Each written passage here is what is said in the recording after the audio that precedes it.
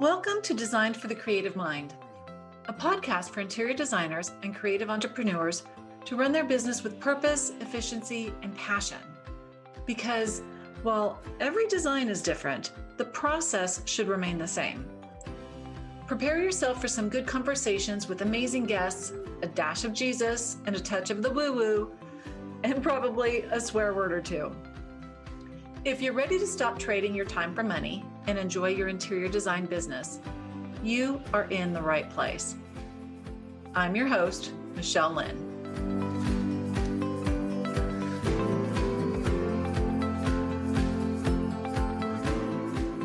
Hello, everybody. Welcome back to the podcast. I, of course, am excited every time I introduce a guest, but today I would like to introduce you to Sarah Lyon. She is a full-time freelance writer for publications including Architectural Digest, Apartment Therapy, The Spruce, Washington Post, and more. So I know you guys are going to be excited to hear what she has to say. So Sarah, thanks for being here. Thank you so much for having me. I'm so excited to be a part of your podcast. Oh my gosh, we were just talking before I hit record.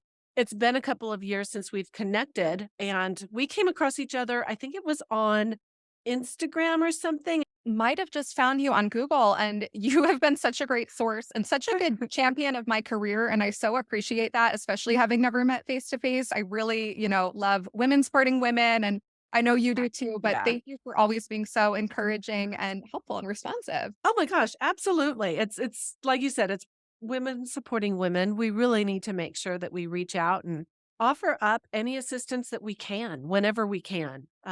Just so absolutely, you've been such a pleasure to work with and getting our name out there in a couple of publications and so forth. So let's talk about that. First of all, but let's talk about how did you get into a freelance type of writing? Sure. So I had always loved writing and journalism, and I went to a liberal arts college where we didn't have a journalism major or anything like that. And so I was a sociology major. I chose that school because I really wanted a small school. I'd gone to a big high school and I'd done the newspaper then and had loved it. So in college, I decided to just pursue liberal arts, but I became the editor of our student newspaper. And so I loved that. And it was such a good foundation of building the technical skills, because there are a lot of technical skills in writing, knowing how to lay out a page, how to master your grammar, how to interview sources, all the ethics involved in journalism. And so I really enjoyed that. And after college, I moved to New York City. So I'd done a few journalism internships throughout college. I'm from the Washington, D.C. area. So I did one at a magazine in D.C. during college. And then the summer between my junior and senior year, I did a magazine internship in New York. And it was so, out of one of those TV shows, like you're living in an NYU dorm with 3 other girls and making no money and, just having fun in the city. And it was so great. And it made me decide I wanted to come back. So I moved back and I was an editorial assistant at American Baby, which was a magazine under Meredith at the time. It has since folded, like a lot of those print magazines, Yeah. but kind of affiliated with parents. And as a 22-year-old girl, I mean, I don't have kids now, 10 years later. As a 22-year-old girl, I really had no idea what I was doing, writing about like birth and babies and talking to gynecologists and things like that. But it was really interesting. And it was such a great foundation, just to learn like the journalism skills again and learning about fact checking and interviewing. So That makes sense. Just kind of getting your feet wet. yeah, exactly. And I met, a good friend, and it really was like one of those shows about the 20-something girls in New York and just like dating and What a fun taking experience. the subway together. Yeah. So it was just such a fun time. But so unfortunately, I just sort of didn't feel like the print industry was super stable at that time. So this was 2014, and I was a little nervous about kind of what the future of print magazines would hold. And in college, I'd always loved writing about kind of the issues going on campus. I did a lot. It's funny compared to what I write about now, because I loved like the hard news stories, things like that. And now I'm like writing about all the fun stuff. But so I loved that. And so I realized like I might want to work in higher education because I loved covering those issues. So I went back to school and did my master's in higher education in Philly. So I left New York, and that program was just a year, and I really enjoyed it and was working in higher ed in DC. So I worked in alumni relations and fundraising at George Washington University, first in the business school and then in the engineering school. And so I loved both of those, but they were pretty like 9 to 5 jobs. Right. So, I mean, other than having a lot of like evening events to plan, and I always love, I think that's where like also the lifestyle journalism is a natural fit because I love events and parties and, meeting people. So I loved alumni relations. But anyway, because I had kind of more time and not a lot of money, I wanted to freelance on the side. And so what was great was so I was, maybe 26, Mhm. 27 at that point, and a lot of the girls I'd worked with in New York those first few years or even interned with were then becoming editors. So they were able to Oh, me, yeah, as a freelancer. So it really kind of came back to a lot of those connections from the summer that I turned 21 and the summer, that I was 22 working here. And so it was honestly a great thing. We all kind of had a Facebook group and people would post like, oh, I'm hiring someone at Country Living to do a gift guide or blah, blah, blah. So I started to do those and I really enjoyed it. And by 2019, I kind of was doing a lot more freelancing and was still in my job and then was kind of ready to apply to another job at GW. So I got promoted and was still freelancing. And it was funny. I was telling someone this actually last night because she was asking as well. And I was saying to her, like, I was in a really good spot at that point where I was in a position I was happy with at work and I was in mhm. a place that I was happy with freelancing. And together it was a very good setup in many different ways. But it wasn't going to be sustainable because had I tried to get promoted again, down the line or take on more work, I wasn't going to be Right. able to do both. And so I sort of was like, oh, I'm in this At a perfect spot. crossroads. Yeah, but it was, like, great while I was enjoying it. I was like, "I'm in this perfect spot, but I don't know what I'll do in the long run." And so I was kinda just, like, living at that point, just, "Okay, I'm gonna continue to try to be good at both my day job and freelance and just, like, Right. see." And then when COVID happened, my job slowed down. Thankfully, I had my job the whole time. I was worried because education is also kind of an unstable field sometimes, and especially during, when colleges were closed and everything. But so thankfully, I had my job, but we just didn't have as much going on because we didn't have all these like events we'd have to travel for across the country or things, after work hours. So I was able to take on a lot more freelance work, which was great. And I was really building that up. And because I wrote for the home areas, that's what Mhm. everyone who had disposable income was spending their money on. So those were, Yes. and so I had a ton of work coming in and I really kind of for 6 months just kept a spreadsheet and made sure, how much is coming in? Could I live off of this? Blah, blah, blah. Because I was older. I mean, I was in my late 20s.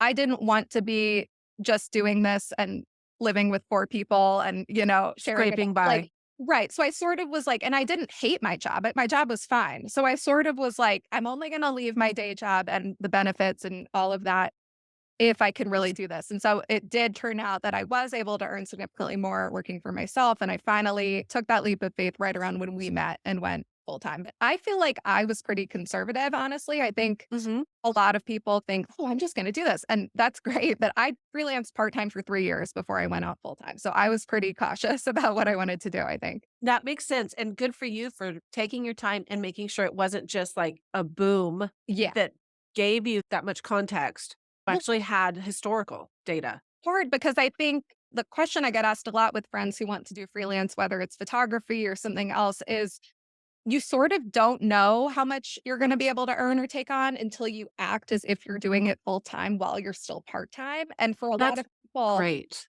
well, it's advice. just really hard to do that. And I think it was really because of the pandemic that I could kind of pretend that I was doing that. Mhm.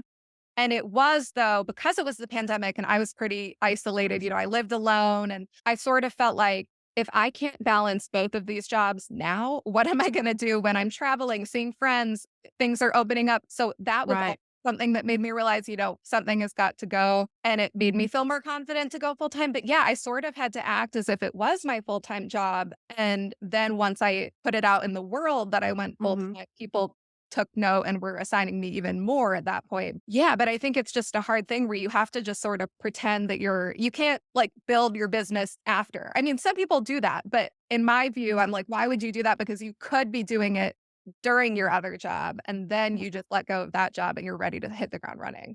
That's what I've seen a lot of interior designers do. They're working, let's say, a 9 to 5, and Hmm. then their design is the side hustle, like your freelance writing was your side hustle, and then it's just like scales, and you can scale your side hustle until it outgrows your day job, and Yeah. then you can make that leap. Yeah, and I'm so glad I had that job, especially, the nature of it, it was a little more of, like, not a corporate job, but for the higher education world, it was a Hmm. little buttoned up. And I was making briefings for our dean and emailing donors and alumni. And it was kind of like, you can't make a mistake type of thing. So I think Yeah. it was a good way to, and it makes me appreciate working for myself now, having worked in an office, because you really notice like, oh my gosh, this is so much nicer than when I had to do that for that person or whatever. Absolutely. Yeah. Yeah, it's a big difference, but I will say entrepreneurship or freelancing is not for the faint of heart because you have to get out there and hustle and pick the jobs up. So let's talk about that. From an interior design standpoint, Mhm. nobody's going to be calling us and saying, "Hey, Michelle, you want to pick up this, article gig or whatever that I have going on?" If we want to pitch, what are some basic things like how does that start? Do I find the editor and then I send him or her an email? Do I send them pictures? Like how do you open that conversation? Sure. Well, and I do think people do sometimes reach out cold. Like, I think I reached out to you cold for sure. Mhm. And sometimes that does happen, especially like being on Instagram. I do follow people and there's so many cool projects I see. And so sometimes I'll even just put them in my little like saved folder. And when I'm doing a round of pitches to editors, because some people, accept them kind of more on like a monthly basis, they're only going to look at pitches at a certain time. So, that bedroom makeover was really cool. Maybe that would be a fit. But I do agree, you're right, that generally you have to pitch out on your own. And so I do get a lot of pitches. And I would say, so there's two camps. There's people who are working with PR and there's people who are not. And so for PR, those firms are pitching out all of their clients' projects and kind of sending out updates about what their clients are doing. Or they just say, oh, John is available for comment on these topics if you'd like to talk to him. And this is Mhm. his style and where he lives and whatever. So kind of basic info. But for the people who are cold pitching, I do think it's really important. And maybe this is just me. And again, I'm a millennial. And sometimes when I say this, I feel like I'm old or, just like so out of touch. But I think it's better to go through email than DM. I don't Mhm. love getting work related DMs. There's actually a few reasons. So, first of all, I feel like, so my Instagram it is a work one, but it's kind of turned into both. And I feel like I'm always on my phone. I'm like that friend who's like typing the reply as soon as your text comes in. Like I'm always Right. on. And so sometimes if it's a DM, I'll see it and kind of maybe not feel like ready to reply because maybe I'm like in It's line. a work thing. Yeah. But it's just like kind of can come at like a weird time or you're like checking them as soon as you wake up and you're just not ready to respond. And I feel more pressure too because you see like so and so has read your message. And so I Right. think that, but also the bigger reason. And so when I'm on email, I'm always ready to reply, whatever. But I think the bigger thing is that, especially as a writer, so I'm not editing a section, I'm just a writer. So I have to pitch and run everything by an editor. And so if it's a Mhm. DM, that's a whole other step of me having to like screenshot it or forward it to myself or like find the links. So if it's an email, I can just Mhm. forward your email to my editor or, flag it and come back to it later and just, everything's in one place. And that's so much more helpful. Yeah. That makes sense. Plus, I lose so many DMs. It's ridiculous. Yeah. So if I wanted to pitch you or I wanted to go just hog wild and go directly to the editor of House Beautiful, what do you include in a pitch email? So definitely, this sounds so silly, but definitely introduce yourself. Believe it or not, so many people forget to do this. They might not say who they are, what their firm is, where they live. They Mhm. might just say, "Oh, I'd love to pitch this project," and then you're like, "Wait, have I met them before?" Or, who are you? Right. So I think it's helpful if you haven't met, or even if you have, you could say, "Oh, I met you at the CB2 event last week," or whatever. Mhm. But you can just say, "Oh, we met at this," or "Hi, I followed your Instagram for a while and I'm Right. in Dallas," and, give your whole little spiel. But I think that's helpful. But also, you can say how long you've been in business, whether you've done this for 10 years or 10 months, what other press you might have gotten. My past work has been featured in X, Y, and Z and linked to your Mhm. portfolio. Also, make sure that you're pitching someone who writes for the places you're interested in. I get, again, it sounds so obvious, but I do, and this is sort of like it can kind of go either way because as a freelancer, I'm always happy to try to pitch something out to a publication that might be on my personal list to write for. Mhm. And it's a lot easier to get my email through the door than the designers because Right. generally people kind of know who each other are. People are sort of familiar, or I can kind of figure out who the contact might be a bit better. Mhm. But sometimes people say, oh, I'd love to be in this. And I've just never written for whatever that is. And so Popular mechanics. right. Yes, I don't really know. And so I think it's better to say like, oh, I see you write a lot of this type of feature for XYZ. I'd love to be considered. And so I think so when you're pitching, you want to Mhm. describe your project and send photos. It's best to send over a literal link like a Google Drive or a Dropbox rather than something that people have to download just because again with the forwarding, I mean, my editors get even more emails than I do. They don't want to click on a we transfer or whatever. So just That makes sense. yeah, make sure your link is like shareable and people can see it. And it's good to send information that you think someone would want to know rather than just basic, So rather than saying, I just did this project in upstate New York, you could say, oh, my clients were the owners of a wine bar and they actually built a home above the bar and this is what we did. And, kind of tell the So story. give some context. Yeah, it doesn't need to be like as cool as that, but just a story that's kind of, my clients renovated a 1920s farmhouse that they had inherited or whatever it is, and just kind of say why it's interesting. And, I think good design is great, but a project needs a story. And additionally, good design is great, but photos are key for publications. And so it's best to not pitch until you have all of your professional photography back. People sometimes will send things on an iPhone and it's just so I was shooting a project last week and it is like night and day. And I mean, I did the styling. I was proud of how it looked, but it looked 10 times better on the professional camera than on my phone because that just Right. so much more. And so someone could have sent me those pictures on their phone and I might have been like, "Oof, I don't, but then when you see the real ones, you're like, oh, wow, this really is great. So I think having the photos ready is good because the editor will be Mhm. able to visualize the full scope of what the room looks like. And also sending enough so I don't if it's a full house, it could be quite a few images, but if it's one room or an apartment, maybe 10 to 12 images that show the kitchen, Mhm. the living room, the bedroom, maybe the bathroom, whatever you're trying to So you highlight. get a feel for the vibe. Yeah, because sometimes people will just send, I mean, and don't send like a vignette of a flower pot. You want to send like the whole room and you Yeah. can work some of those in, but it's not helpful that that's only, one of like 4 images. So I think that's definitely key as well. And I think one more note on pitching is just to be very, polite isn't really the right word, but just kind of like do your due diligence in a sense of Mhm. I've gotten emails before where the subject line just says like Arc Digest and the body is would love to be featured. Like, thanks, Susan. And I'm like, who are you? Also, like, what projects have you, it's so Right. Of your course, we'd emails all love like to be featured. right, but you would never email like Goldman Sachs and say, "Oh, I'd love to work here. Thanks, Sarah." It's like Yeah. provide a little context. Like, That great makes for sense. Yeah. being big, but I think it's just so odd when people do that because it's like it can just be so confusing, and I don't know who they are or why they might be a Mhm. good fit. So yeah, those are kind of my go-to. I think that makes sense. Yes, just add a level of professionalism and know who your audience is. Yeah, and I mean, No, don't be afraid to follow up too. I think, like, one of the biggest mistakes people can make just in any field is not following mhm. up. I think people are always checking their email at these weird times, and so, I've had friends apply for, like, TA positions in grad school, and I've said, "Oh, what happened with that role?" And they've said, "Oh, well, I never heard back, so I assume it went to someone else." And to me, I'm like, he could have just been, like, putting his kid to bed when the email like, you don't know what someone's doing. Mhm. Email comes, it never hurts to follow up. How many times did you suggest following up? So I do think you have to be strategic. I mean, I wouldn't follow up with someone like the next day. I maybe would give them 6 days to 10 days to kind of Mhm. let them check their email. Maybe follow up twice. I probably wouldn't follow up more than that. You could maybe spread it out, do it 1 week after the first one and then Mhm. follow up again maybe a week later if your project is I think it's hard sometimes for designers because you might have like a top choice and then another publication might have reached out Right. to you and they want the exclusive or I do get that that can be hard, but I think with anything, I mean, it's like dating or something too. It's like the people who respond first are the ones you should pursue, it's not worth like Mhm. chasing after someone who isn't interested. So Yeah, you don't wanna come I think across as desperate or the crazy right, ex-girlfriend, like, "Hey, right. hey, did you So get my I think email? Hey."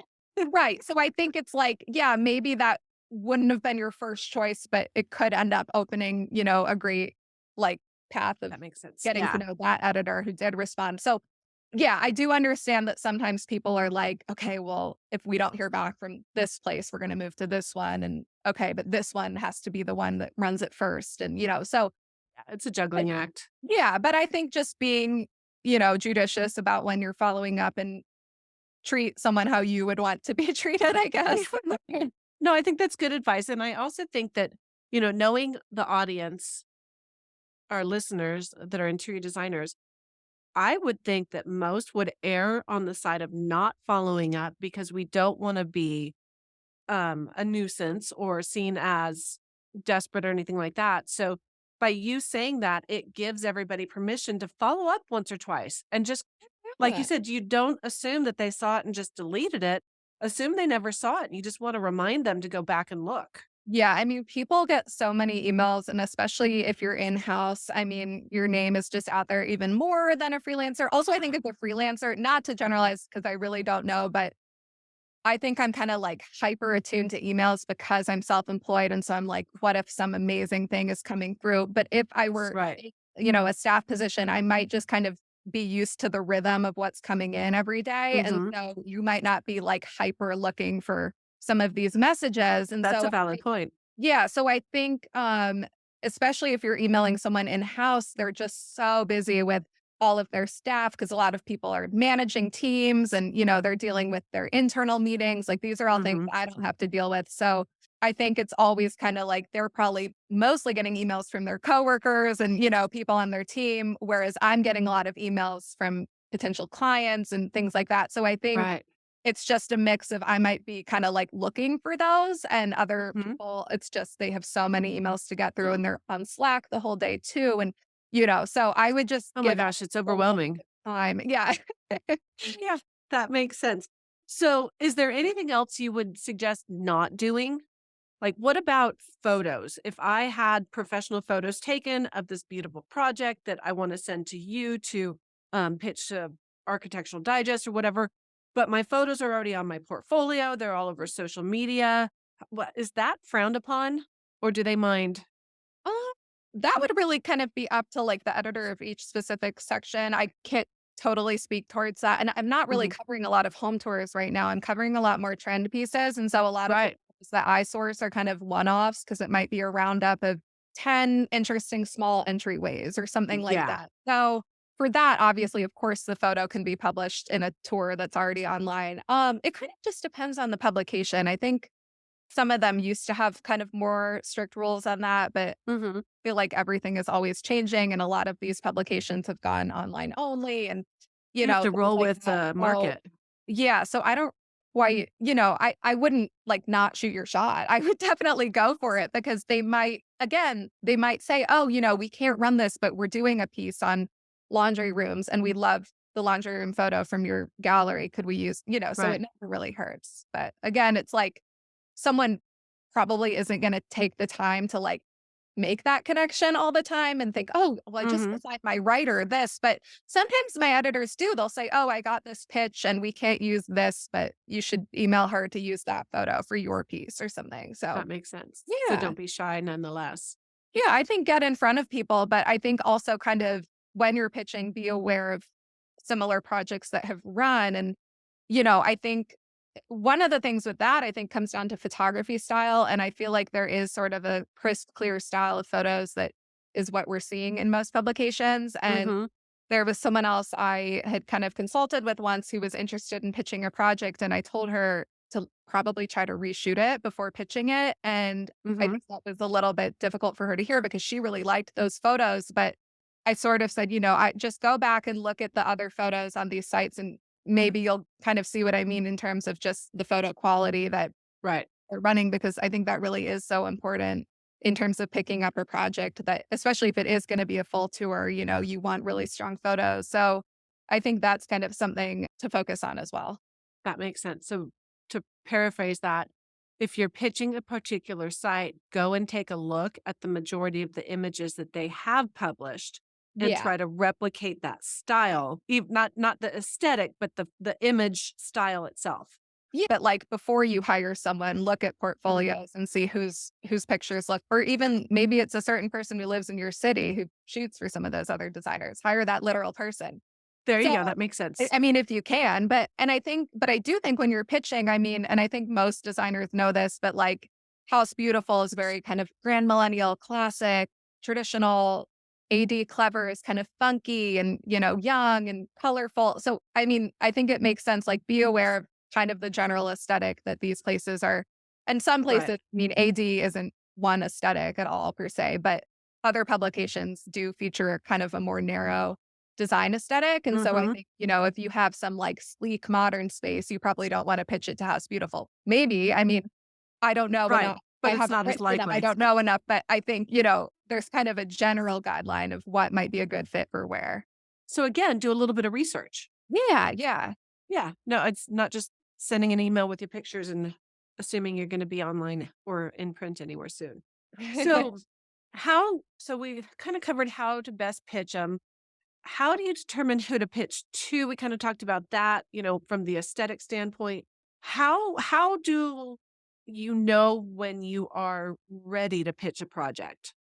I think when you have, a set of photos that you're happy with. So again, don't say, because I do have people say, "Oh, I'm working on this, here's 2 iPhone photos. We'll have it shot in 3 months." And I'll kind of just say, just follow up in 3 months, because I don't think anyone really has time to like, I mean, maybe if it were some like super famous, and we want, Right. it's like publications aren't really, in my experience, they aren't going to go reshoot something. So I think that might have used to be more of a thing in the past, but I've never had someone, do pitch a tour and have my editor say, "Oh, great, we'll send one of our people out to shoot it." It's usually just like the images they submit.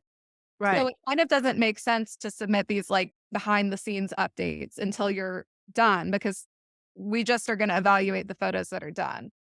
So Right. So that's just going to get, thank you, please drive through. Whereas the yeah. next person who sends in the entire spread of all of the beautiful edited professional photos will get more attention than the 2 iPhone photos saying coming soon. Yeah, and it's just kind of like, I think one of the things I learned when I was starting out working, and I think is also a good point for here, is you don't really want to waste a contact with someone. So you don't want to Oh, that's DM good. someone to say, "What's your email?" Like, that's something you can figure out. You want your contacts to be very like tight with, you don't want them to be, "Oh, where can I find your email?"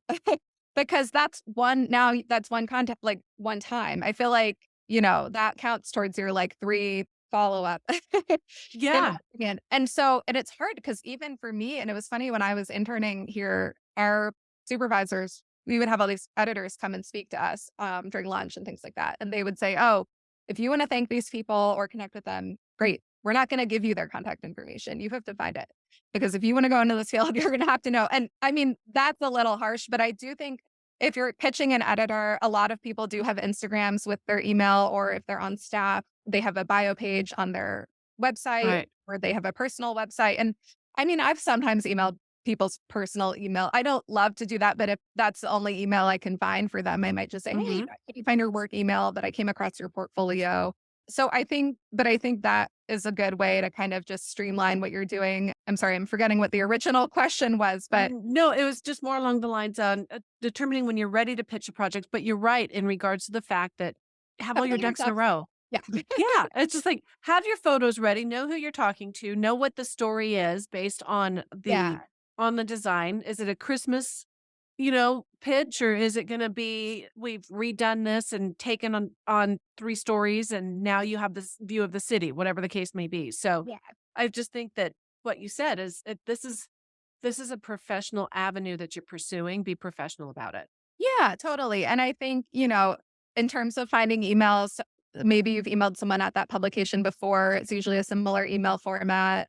You'll be able to figure it out. Or maybe you have a designer friend who's been featured in that. I mean, it never hurts. I feel like people are pretty collaborative in this industry, at least in my experience. So, Mhm. maybe you have a friend who you can trade them an email of someone for one of their contacts or something. Yeah.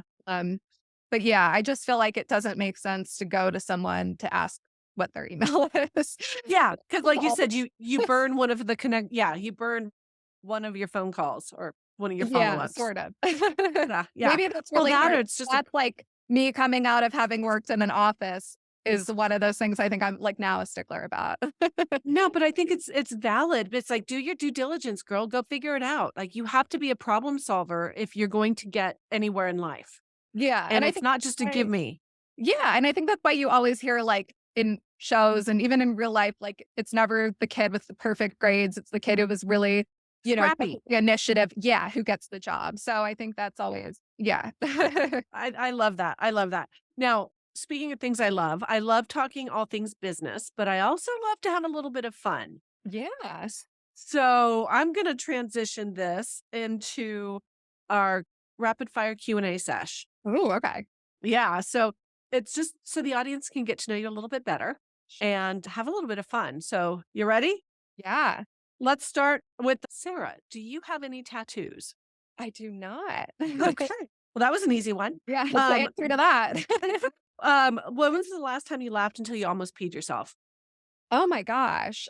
I'd have to think about that, but honestly, anytime I'm with, like, my friends from college and grad school, I feel like we just always have inside jokes, like, anytime with old friends, but Yes. I would need to think of a specific moment. But That's I'll just okay. That's not a test. It's not a test. What would you pick for your last meal?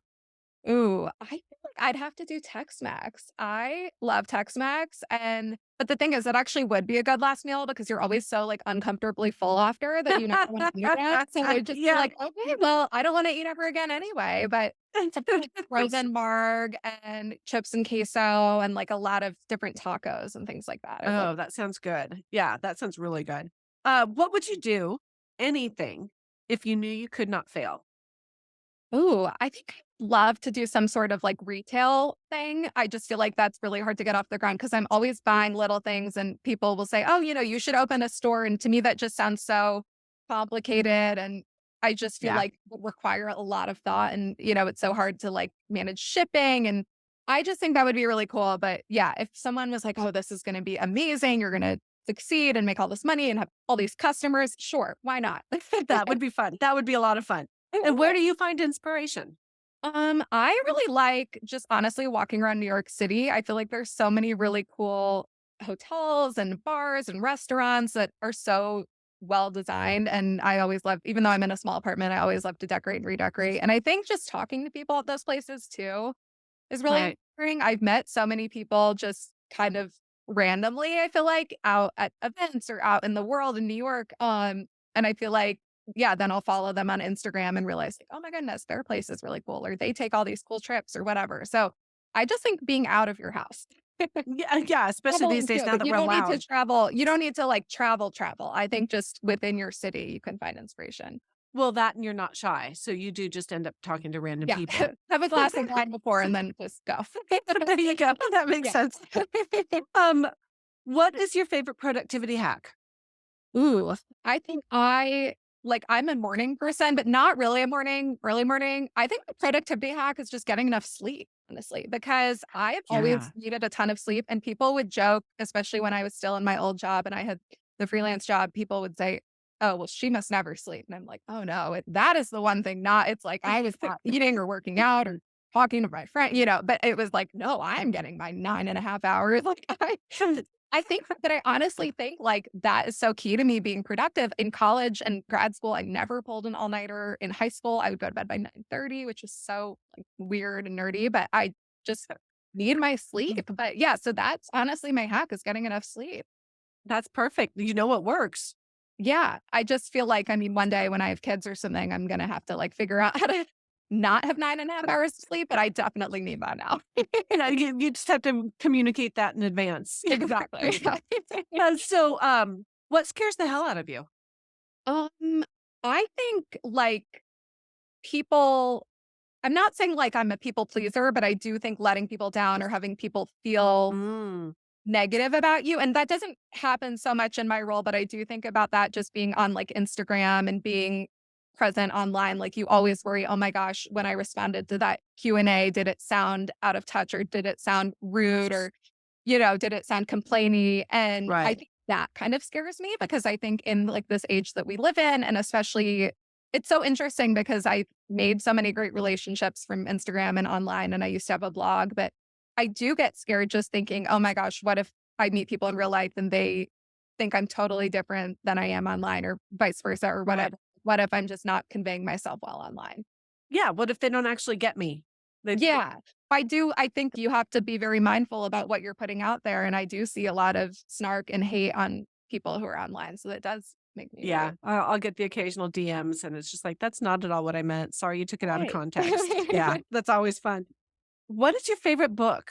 So I just read this amazing book called Adelaide, and it's by another 30 something woman my age who it was her first book. And I'm actually hosting a meetup. I liked it so much. I'm hosting a meetup for some of my Instagram girls in New York, just my followers who wanted to come. And we're doing that in a few weeks. But it's about this girl in the super toxic relationship. And I think like anyone who's been through that in their 20s can relate. Oh, And yeah. it's just a really good kind of, whether it was like a real relationship or someone you liked, I think anyone can relate. And so I think she just told the story so well. It was told in a very literary way, really nice writing, but just kept you hooked. And I love any coming of age story like that about people kind of finding themselves. It's a great book. I'm really excited for the discussion, but I That keep, sounds like fun. yeah. And Yes, now the author and and I are Instagram friends too. So I'm like, oh, that's so cool. that is very cool. Yes, it's Yeah, just such a crazy world that we live in that you it can is. connect with them that easily. But Yeah. also, I think that one of the signs of a really good book or movie or show per se is that you're wondering what the characters are doing after it's over. Yeah. Well, Yeah. and so it's interesting because this woman admitted that a lot of what she wrote in the book was semi-autobiographical. I could almost just find out, like, what Yeah. is the character Go doing? stalk her Instagram. Exactly, yeah. So the Oh, that's fun. That's very yeah, fun. Well, I'm going to look that up. That's one of my favorite questions to ask because I have this yeah. laundry list of Well, I'm a big books reader. to read. I Yeah. read Love, 100 love, love. books last year.